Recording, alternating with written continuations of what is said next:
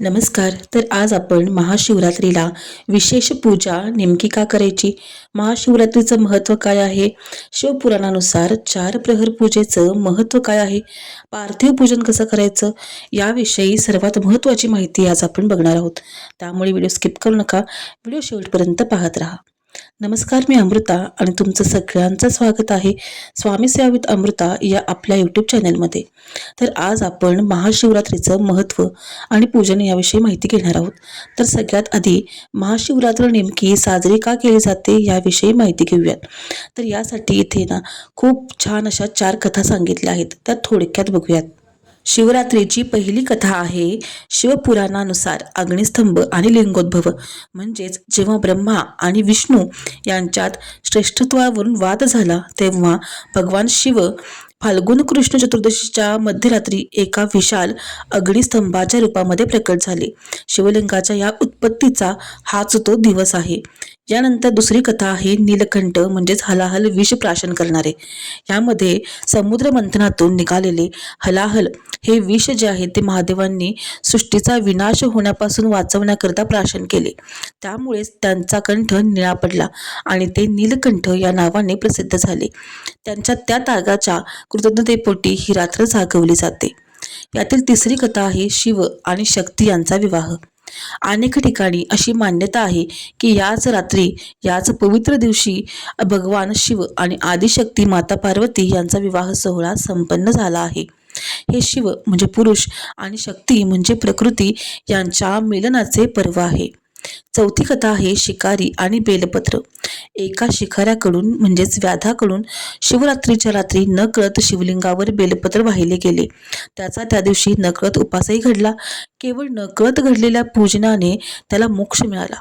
हे व्रत महात्म्य आपल्याला उपासाचे आणि पूजेचे फळ सांगते. भगवान महादेव हे या ब्रह्मांडाची पितृदेवता आहे, म्हणजेच वडील आहेत. महाशिवरात्रीच्या दिवशी शिवलिंगाचे पूजन केल्यामुळे कोणतीही मनोकामना अपूर्ण राहत नाही असं सांगितलं गेलेलं आहे. महाशिवरात्रीला भगवान शिवशंकरांचे पूजन केल्यामुळे सुख, समृद्धी, आर्थिक प्राप्ती, संतान प्राप्ती, विवाहाचे योग या सर्व गोष्टी जुळतात. यासोबतच अकाल मृत्यूपासून संरक्षण होते. दुर्धर अशा आजारांपासून, रोगांपासून आपल्याला मुक्ती मिळते. यासोबतच जन्म मृत्यूच्या चक्रातून आपल्याला मुक्ती मिळते.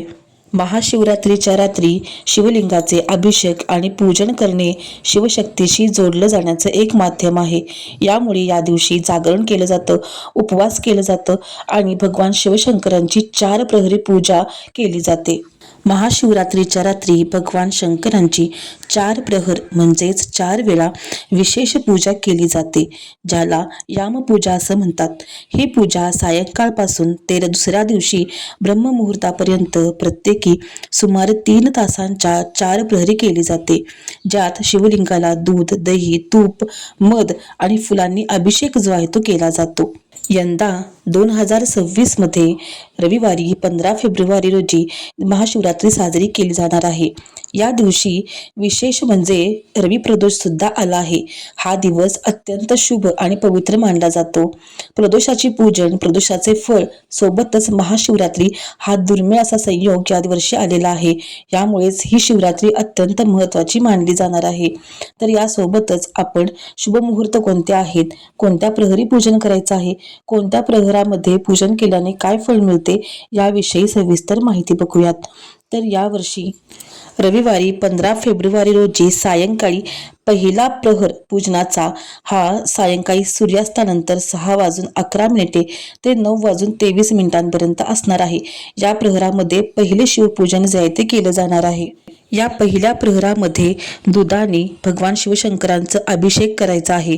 यामुळे घरात सुख, शांती आणि समृद्धीची प्राप्ती होत असते. या शिवरात्रीचा दुसरा प्रहर हा रात्री 9:23 ते 12:35 असणार आहे. या दुसऱ्या प्रहरामध्ये भगवान शिवशंकरांचे दही घालून अभिषेक जे ते करायचा आहे. यामुळे धनप्राप्ती होते, संतती सुखाची प्राप्ती आपल्याला होत असते. संततीच्या बाबतीतले सर्व प्रश्न हे आपले या पूजेमुळे सुटत असतात. यानंतर शिवपूजनाचा तिसरा प्रहर हा मध्यरात्री 12:35 ते 3:44 असणार आहे. या तिसऱ्या प्रहरी भगवान शिवलिंगांच्या पिंडीवरती तुपाने अभिषेक केल्यामुळे सर्व संकटांचा नाश होतो आणि सर्व कार्य सिद्धी होते. म्हणजे ज्या मनोकामनेने करू, ज्या कार्यासाठी आपण ही पूजन करू, ते कार्य हे पूर्णत्वाला जात असतं.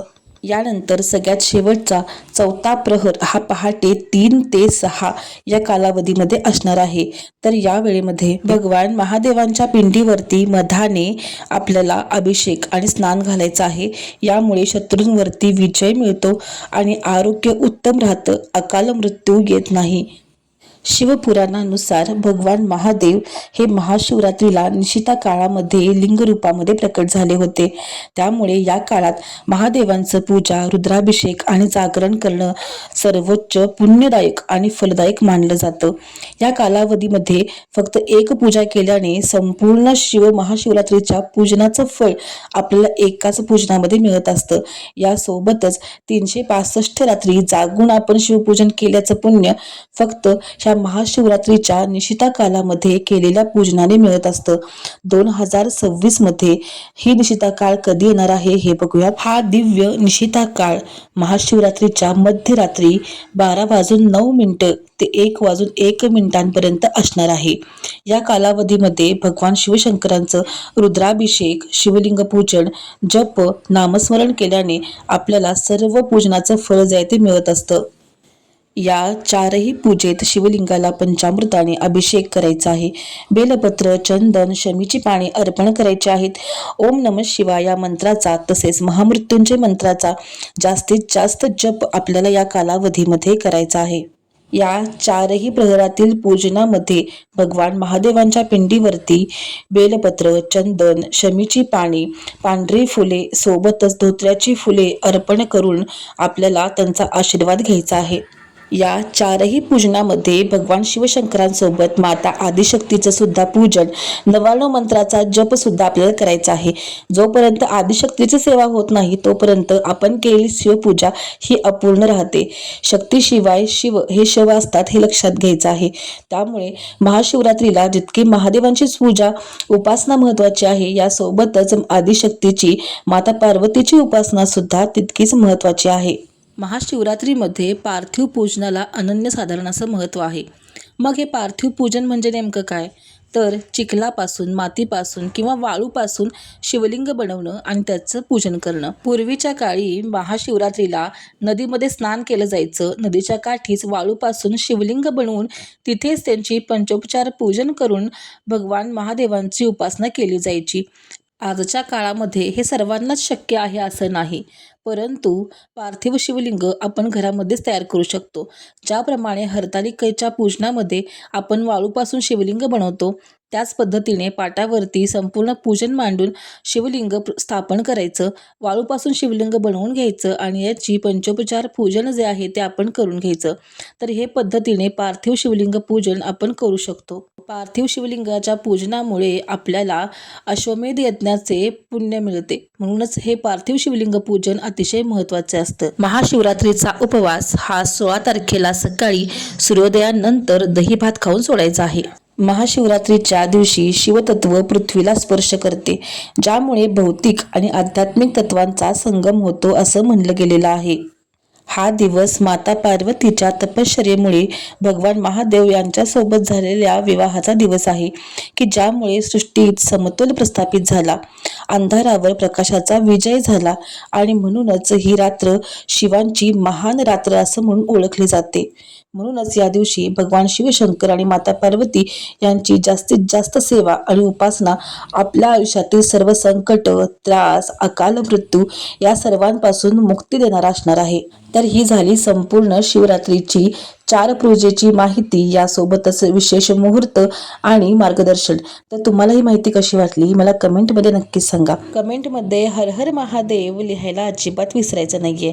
हा व्हिडिओ जास्तीत जास्त तुमच्या फ्रेंड्स आणि फॅमिलीमध्ये शेअर करा, जेणेकरून हा व्हिडिओ जास्तीत जास्त लोकांपर्यंत पोहोचला जाईल. व्हिडिओ आवडला असेल तर एक लाईक करा. चॅनलवरती नवीन आला असाल तर सबस्क्राईब करायला विसरू नका. सबस्क्रिप्शन अगदी मोफत आहे. चला तर भेटूया परत नवीन व्हिडिओ सोबत. तोपर्यंत नमस्कार. हर हर महादेव.